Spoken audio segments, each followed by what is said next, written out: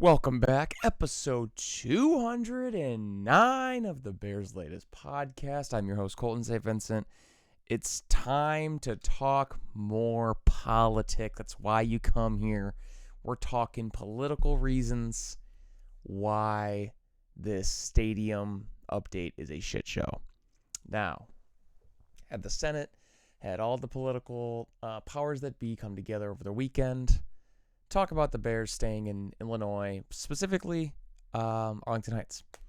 Now, there's a couple different tweet threads I've been reading, a couple different reasons on why things aren't going well. So let me break it down for you. We've got a couple little... there's a lot of media members calling this whole situation incompetent. Now, why is that? Master Magoo on Twitter kind of went down this whole Twitter thread. And basically what happened was around Thanksgiving, the Bears quietly were doing some due diligence in Hammond, Indiana. They eventually sent a local business owner a state property buyout letter. And then that person called City Hall and just made it public knowledge. So what happened was this. The Bears wanted all this renovations on Soldier Field. There is a lot of money still needing to be paid for these renovations. When it happened, I believe it was like 2003 was the exact season. The city of Chicago and the Bears said that they would kind of like, I don't know, they kind of said, hey, we'll split it. We will pay our portion. The city of Chicago pays their portion. It seems like the Bears have paid off their portion, and the city of Chicago still owes $400 million. City of Chicago didn't want these renovations when the Bears did, and it was actually kind of public knowledge that they sort of fought it a little bit. So now, fast forward 20 years, and the Bears are now saying that they want to leave, and the city still owes around $400 million on all these renovations. So they're pissed. They're saying, why would we let the Bears leave Chicago when they should still be playing at this place that we just renovated? Bears are saying, we don't owe anything, so let us go. Then everything started happening with all of the Hammond, Indiana stuff. So that's when the due diligence comes in around November, around Thanksgiving. So they started drilling the Wolf Lake location in Hammond, Indiana. What does this mean? It's like an environmental display or environmental testing for the area to make sure it's even possible. It takes about $5 to $10 million to do that. So keep that in mind. We'll get to that later. Then in February, the Bears asked Illinois officials to pause the scheduled meeting that they had about the stadium bill. And later that afternoon, that's the first time that they publicly backed the Indiana bill that they received. So there was a 3-hour meeting later in February where Illinois officials mostly agreed on a bill and were ready to move forward, but the Bears CEO Kevin Warren chose not to attend the state's meeting. So kind of a dickhead move because Kevin Warren already had all these other things from Indiana whispered into his ear. April 17th, George McCaskey and Kevin Warren physically visit the Wolf Lake site in Hammond, Indiana, walked the land, met with the mayor, all this stuff. A joint visit like this was never documented for Arlington Heights. So this was already in the eyes of some people ahead of where Arlington Heights was. In April, hours after the Illinois House achieved a genuine legislative accomplishment by passing the stadium bill, Bears immediately issued a statement calling the progress insufficient rather than promising. Then it comes out that the Bears needed to create some sort or do a traffic study for Arlington Heights for the state of Illinois. They had the land for 3 years, and the state said in order for us to fully commit the $855 million, in infrastructure funding, you will have to give us this traffic study. They didn't do it. So just in classic Bears fashion, kind of dropped the ball again there. Now, the Bears quickly spent multiple times the cost of that traffic study to do the drilling and testing in Indiana. So just very quickly moving and progressing in Indiana they kept pushing and pulling along the state of Illinois. So it seems like all these Illinois politicians, all of this Illinois legislation talk is happening in Illinois. While that's happening, the Bears are just kind of getting ready to go to Indiana. The final nail in the coffin, from what I'm reading, is the final week, which is what just happened last week. Most consequential week in this whole political fork in the road. Kevin Warren and George McCaskey did not go to Springfield, and they sent their senior vice president of communications, who waited in the hallway and didn't even go into most meetings, if any. I don't see any that he went into, but I'm not reading through all these meeting notes. So it just seems like the Bears kept snubbing the state of Illinois, and it seems like they are pretty dead set on going to Indiana. Now, again, this is all from @MasterMagoo on Twitter. But he tweeted this on June 1st while all this is happening. So we're going to let's just say this is true, right? Is this enough to just say, hey, this is actually going to fully happen? I think so. I think we are looking very much like the Indiana Bears, and I think it's just bound to happen. The sooner you accept it, the sooner it is to get it. CHGO had recently had Mark Carman talking about this, and he says he's reporting that the Chicago-based legislators are a permanent no on any bill until there is certainty around the Bears' payment of Soldier Field. The payment issue is still very much like Bears. Illinois and Chicago officials have said that they want the Bears to pay off that debt. The Bears are saying it's not our debt, it's the city's debt. So they are very set on not paying it. And separately, Parrish Schutz from NBC, he was reporting recently on the Mullion Hall show on 104.3 The Score, and he says the Bears didn't meet with individual lawmakers enough to get the stadium bill votes they needed. He added the Bears hired a lot of lobbyists who knew their way around Springfield, quote, but I was told over and over again that Kevin Warren didn't listen to any of them. So it kind of seems like Kevin Warren dropped the ball on keeping a team in Chicago and keeping a team in Illinois because he just really liked the deal that Indiana was tossing out there. What is the deal, you ask? Let's pull up some very easy, quick numbers.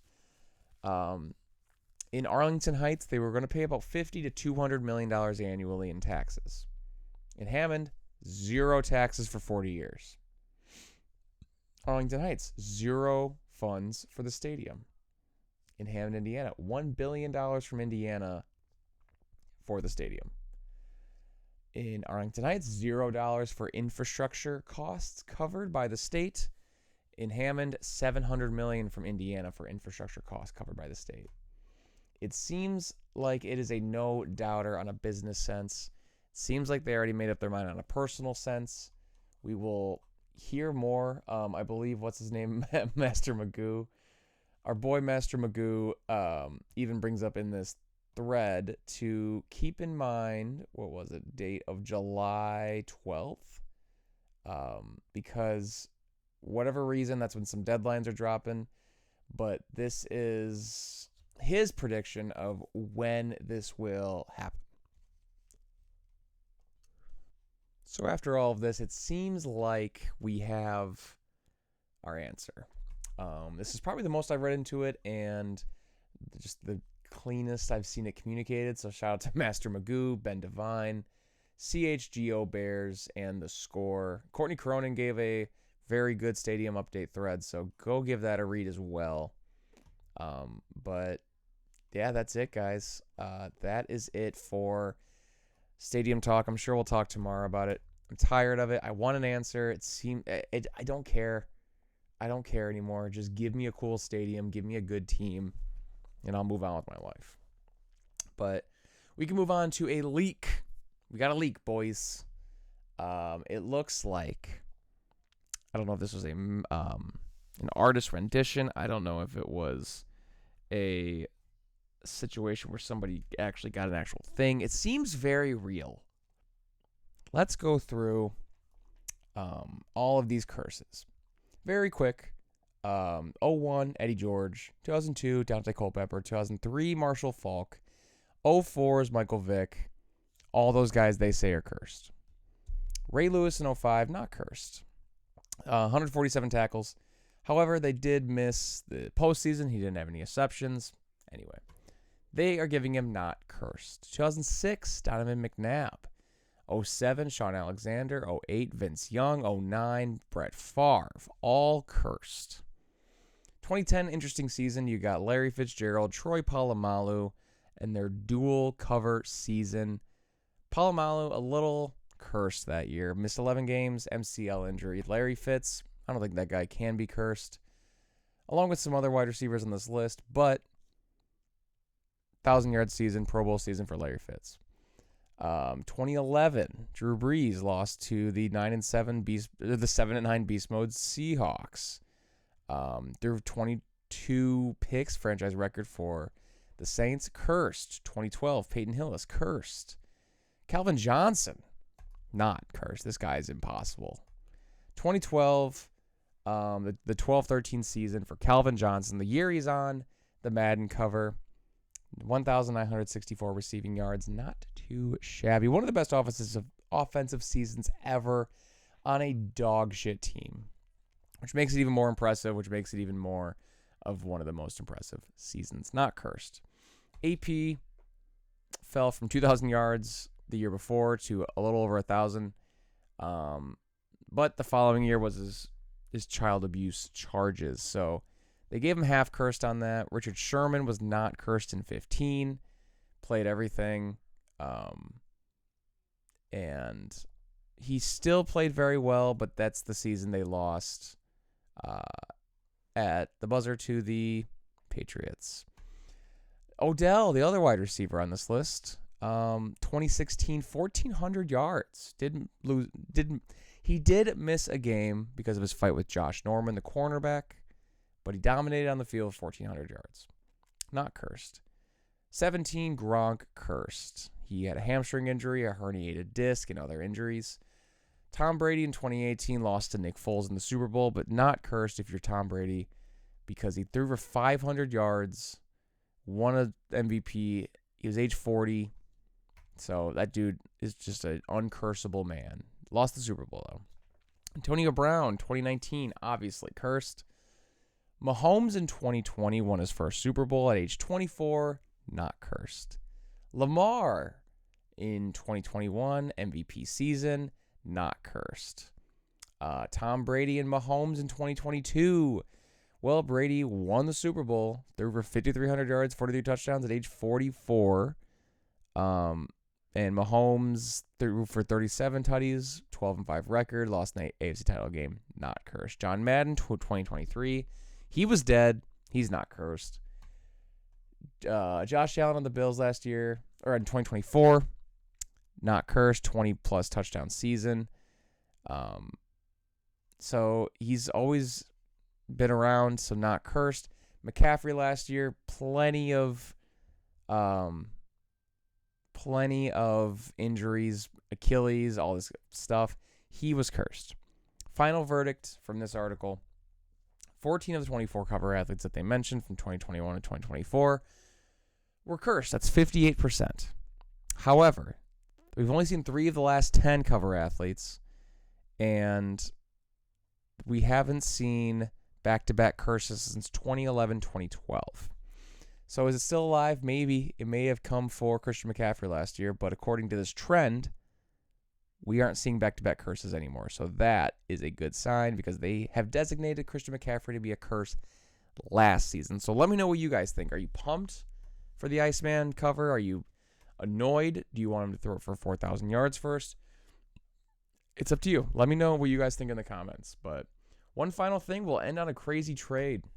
Adam Schefter reports Rams have received Myles Garrett in a trade, and in return, the Browns are getting Jared Verse, 27 first, a 28 second, and a 29 third. So a first, second, third, and Jared Verse. Jared Verse is very good. He's a Pro Bowler. He's like 25 years old. I'm seeing a lot of people think that this is not enough. I think a starting 25-year-old pass rusher who's like a budding superstar plus 3 picks, pretty damn impressive in my opinion. But I think if you're a Browns fan, you'll take it. If you're a Rams fan, you're stoked. Win-win trade initially. So I don't think the Bears could have done that because the Rams have a way of trading for players with their picks. This offseason, they traded for Trent McDuffie and Myles Garrett. It cost them a 1st, 5th, 6th, and 3rd round pick to KC, and Jared Verse, a 1st, 2nd, and a 3rd to Cleveland. It's a shit ton of picks and a starter. However, these guys don't use picks. These guys do not give a shit about picks. All they've picked since like 2012, I believe it was, in the first round was Jared Verse, obviously now traded. Jared Goff, traded. And then the recent pick of Ty Simpson. So they don't do picks unless it's quarterbacks or trade pieces. I don't think the Bears would have done it. I'm glad the Bears didn't do it. I mean, I wish we had Myles Garrett, but I don't know how well it would have worked with current assets in the current roster and all this stuff that the Bears have. Is a motivated Deo the better option than the 2-time Pro Bowler who's not hurt and shitty? Maybe, but we'll never know because they chose Jared Verse over a motivated Deo. And sometimes you just got to live with that. But that's it. Episode 209 of the Bears' latest podcast. Thank you very much for watching. We will catch you guys in tomorrow's episode. Peace and love.